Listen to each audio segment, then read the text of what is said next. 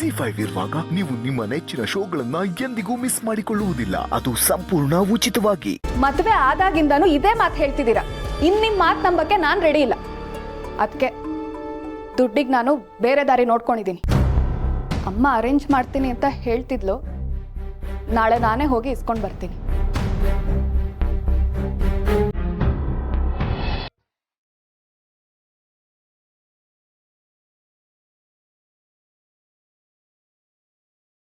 ಪರವಾಗಿಲ್ಲ, ತುಳಸಿ ಅಮ್ಮನ ಧೈರ್ಯ ಮೆಚ್ಚಬೇಕು. ಈ ವಯಸ್ಸಿನಲ್ಲೂ ಇಂಡಿಪೆಂಡೆಂಟ್ ಆಗಿ ಕೆಲಸ ಮಾಡಬೇಕು ಅಂತ ಮನ್ಸು ಮಾಡಿದಾರಲ್ಲ, ನಿಜಕ್ಕೂ ಗ್ರೇಟ್.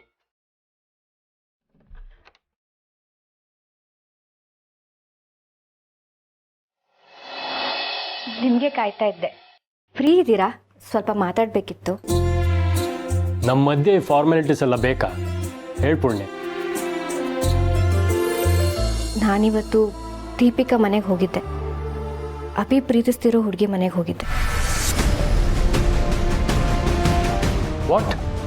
ಏನು ಹೇಳ್ತಿದ್ಯಾ? ರೀ, ಕಾಮಾಗಿರಿ, ನನ್ನ ಮಾತು ಕೇಳಿ. ನಾನು ನಿಮ್ಮ ಹೆಂಡತಿ. ಯೋಚನೆ ಮಾಡದೆ ನಾನು ಯಾವ ಕೆಲಸನೂ ಮಾಡಲ್ಲ. ಅಲ್ಲ ಪೂರ್ಣೆ, ನೀವು ಕೂತ್ಕೊಳ್ಳಿ, ನಾನು ಹೇಳ್ತೀನಿ.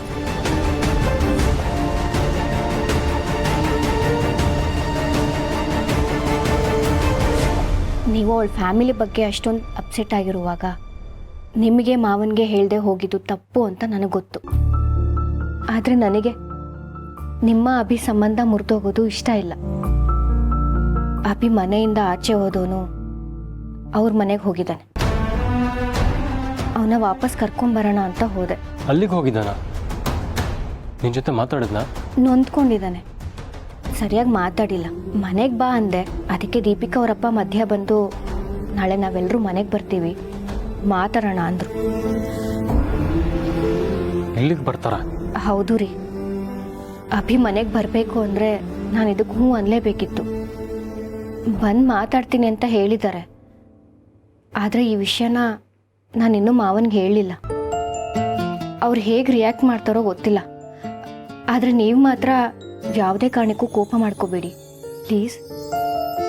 ಅಲ್ಲ ಪೂರ್ಣೆ, ಅಭಿ ಮೇಲೆ ನನಗೇನು ಪ್ರೀತಿ ಇಲ್ವಾ ಹೇಳೋ? ಅವ್ನು ಬೇರೆ ಎಲ್ಲೋ ಇದ್ರೆ ನಂಗೆ ನೆಮ್ಮದಿ ಇರತ್ತಾ? ನೋಡೋಣ, ನಾಳೆ ಬರಲಿ ಏನಾಗುತ್ತೆ ಅಂತ.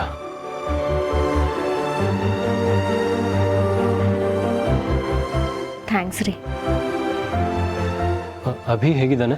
ಇಲ್ಲಿ ನೀವು ಹೇಗೆ ಒದ್ದಾಡ್ತಿದ್ದೀರೋ ಹಾಗೆ ಅಲ್ಲಿ ನಿಮ್ಮ ತಮ್ಮ ಕೂಡ.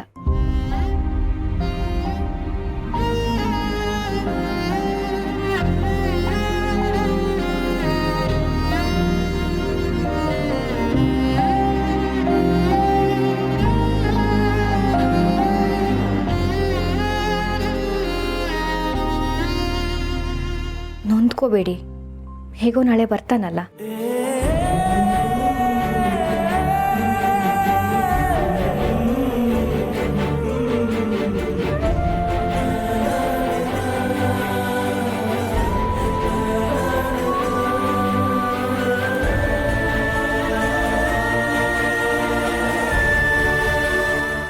ಜಿ5 ಆಪ್ ಡೌನ್ಲೋಡ್ ಮಾಡಿ ಎಲ್ಲಾ ಸಂಚಿಕೆಗಳನ್ನು ಸಂಪೂರ್ಣ ಉಚಿತವಾಗಿ ನೋಡಿ.